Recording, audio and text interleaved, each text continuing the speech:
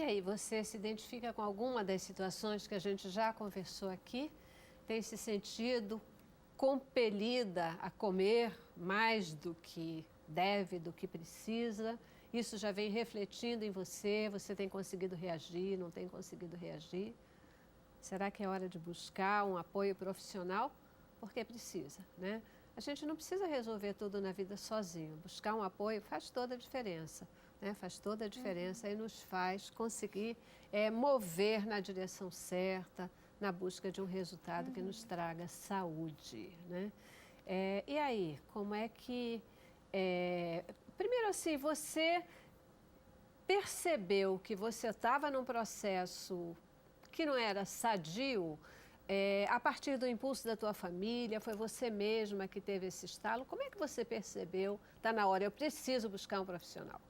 Na verdade, eu descobri quando eu busquei um profissional, por uma questão mesmo de modismo, né? Porque hoje todo mundo quer ter um nutricionista. Aham. Então eu pensei, eu estou buscando um corpo perfeito e eu sei que isso tem que vir junto com uma saúde equilibrada. Então eu vou buscar um endocrinologista que vai rodar os exames que eu preciso, porque eu devo estar com algum problema hormonal ou alguma disfunção de tireoide, porque não é possível. Quer dizer, você não enxerga, né, o que você está fazendo, né? Você sempre coloca a culpa num processo do corpo, né? E eu busquei, uma coisa externa. E eu busquei um profissional que no finalzinho da consulta eu comecei a relatar essa questão da compulsão de uma maneira que não era nem esse nome que eu estava querendo buscar, mas ela falou, você tem compulsão e você precisa de ajuda e eu vou te ajudar nisso. Quer dizer, mudou totalmente a tônica da consulta e foi aí que a gente começou a tratar isso. Não era só dieta, não era só exame, não era só estar na academia se exercitando e gastando aquilo que eu comi, que era o que eu pensava, né? Era também estar olhando por esse lado, né? Identificando o problema e tratando o problema. E eu fui com aquela informação para casa achando que talvez isso fosse um pouco demais, porque eu falei, não é isso. Eu, imagina, não. E Não é o meu nome. caso, né? É a tendência da gente, não é o meu caso. Negação. Compulsão é o nome. É a defesa. Eu pensei que não era uma doença, né? É difícil para mim de aceitar até hoje, sabe? Eu acho assim que eu tô aqui, mas tô assim... Não, só que, cara, eu não venci enquanto o dia não acabar, entendeu? Porque lá em casa tem uma lata de leite condensado, sabe? Que eu posso pegar e fazer e comer sozinha, porque é o que eu faço. Não é uma coisa que eu venci e é o testemunho de vida de quem venceu. É uma luta diária, porque você descobre que é uma doença, você descobre que não tem cura, você descobre que você precisa cuidar, tem que estar atenta, né? Me permita usar você, Priscila, para ajudar, talvez, tantas pessoas que nos assistem nesse momento pela televisão, né? Porque você se recusa a aceitar ainda, mas é uma doença. Sim. Né? É uma doença. Aqui as nossas especialistas afirmam isso. E é uma doença que ela não tem cura, ela tem tratamento. Portanto, vai requerer essa perseverança, determinação, disciplina, né? Por todo o tempo, por todo o tempo. Toda a vida. Como é que isso impactou a tua vida? Te prejudicou no trabalho, no dia a dia ou não? Não Então, chegou assim, os impactos maiores foram justamente essa questão da convivência, de estar em ambientes sociais e você notoriamente perceber que as pessoas estão observando um padrão de comportamento que não é o que você prega, que quando você está numa vibe, né, vamos dizer assim, de estou me cuidando, estou malhando e tal, e você está comendo uma coisa que não tem nada a ver com o que você está falando, não, peraí. Ou então você está forçadamente numa condição de, tipo, estou numa festa de aniversário de um ano, o que eu tenho para comer de saudável? Nada. A não ser que você leve alface na bolsa. Então, tipo, já aconteceu também de eu levar alface na bolsa.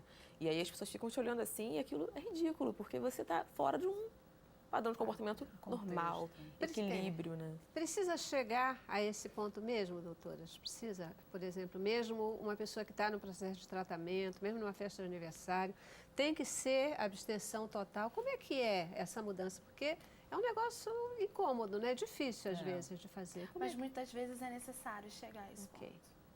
Muitas vezes. Assim, o normal seria que ela conseguisse, aos poucos, ter um padrão dentro de uma normalidade da sociedade para ela não se sentir fora. Porque toda vez que ela se sente fora, não se sente acolhida, ela está fora do contexto. E aí ela vai ter uma outra compulsão. Isso ela piora pode, a compulsão. de repente, ter uma compulsão por drogas, que é o que acontece muitas das vezes.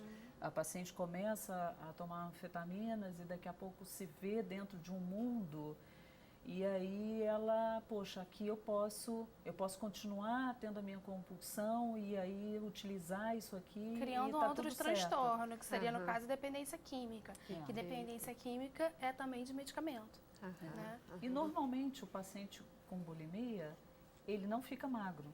Apesar de causar vômitos e fazer atividade física enlouquecidamente, ele continua engordando, porque ele continua fazendo esse padrão voraz de se alimentar.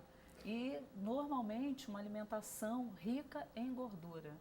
Então, fica complexo mesmo. Mas eu acho que não precisa chegar tanto, assim, da Priscila viver com alface na bolsa. Eu acho que não precisa tanto. Eu acho que num momento que ela está realmente saindo daquela crise, é um momento difícil, que talvez ela até diga, não, eu não vou na festa de 1 ano porque eu sei que eu vou me expor. Nesse momento eu não posso. Mas para aceitação da doença tem que ter um prejuízo maior. Para aceitar a sua condição.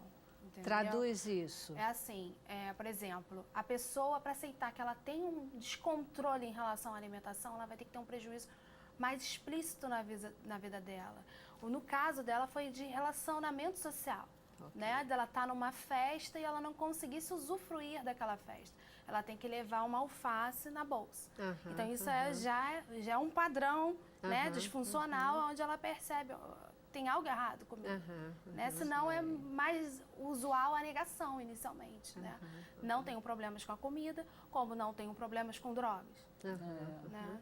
E a importância só para usar o termo que a gente está falando, do padrão mental, né? Da aceitação disso é tamanha, porque é terrível você ir para um ambiente onde você está dizendo, pai, eu estou fora do contexto, caramba, onde você sofre. Para vir aquele insight, né? Você fica sofrendo porque os outros estão fazendo alguma coisa que você não está.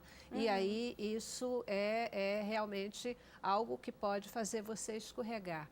Ou para o tratamento em relação ao distúrbio alimentar, ou para busca de outro elemento de prazer. Se for por tratamento, é mais saudável, né? Às vezes ela pode ir desenvolver um quadro aí de angústia, de depressão, levando ao surgimento de um outro transtorno, né? Ou de dependências.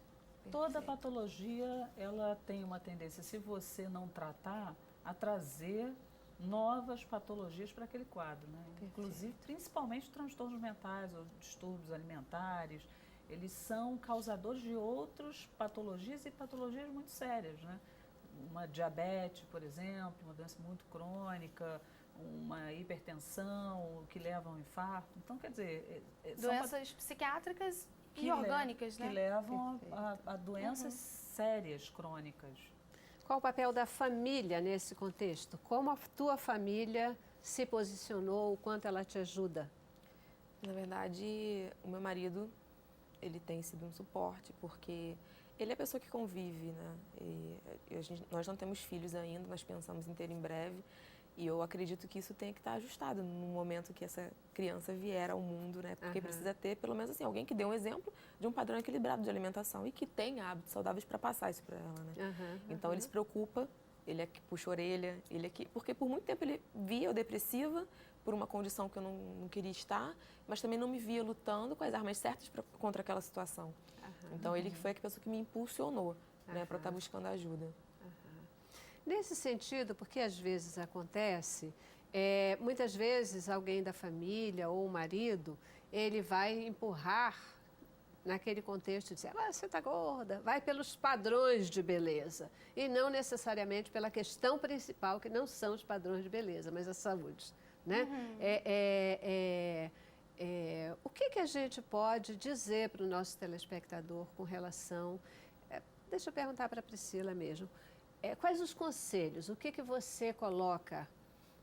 Dicas, conselho. Se fosse bom, ninguém dava, vendia. Né?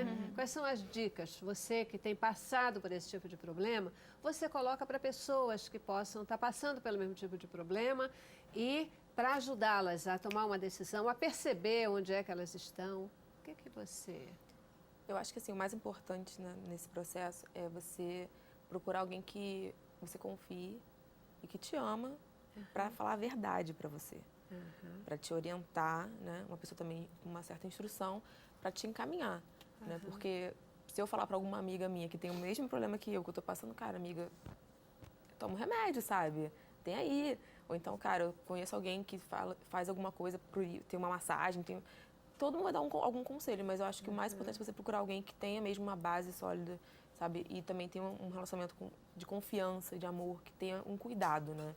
Sobre você para que possa te orientar no caminho certo. Isso é o mais importante. O afeto, né? Alguém de confiança. Alguém que vai cuidar de você, que vai observar você também nesse caminho, né? Porque também falar e sair, você se sente abandonada, e isso já gera também outra... Enfim, é o ser humano. Abandono, né? Doutoras, distúrbios alimentares afetam especialmente adolescentes, mulheres. Lá no informativo até foi dito que agora começa a afetar os homens também. Por que as mulheres são mais vulneráveis a essa questão? E por que os homens agora estão entrando nessa também? Boa pergunta. Isso. Isso é comportamento, isso é a nossa cultura de agora, sociedade, né? Então, né? agora tem os metrosexuais, né? Homens estão agora muito preocupados com a própria aparência. Né? Então, você vê que os homens mulheres estão tendo doenças que normalmente eram de homens e homens estão tendo doenças que são tipicamente de mulheres. Por que isso está acontecendo? Os valores estão sendo modificados. A cultura que nós temos, esse padrão, esse transtorno mental, ele precisa uma base fisiológica e um comportamento para fomentar esse processo aqui. Então, esse processo só vai ser fomentado se tiver um fator que irrite esse processo fisiológico para que ele... Uma predisposição, né? Essa predisposição apareça. Fisiológica. Porque o comportamento impulsiona, né? Isso, ele fomenta, né? Então, esses indivíduos agora, os homens, por exemplo, estão tendo problemas de distúrbios alimentares justamente porque eles estão preocupados com a aparência. E a mulher sempre foi julgada pela sua aparência física. É verdade. Então, de culturas em culturas, né?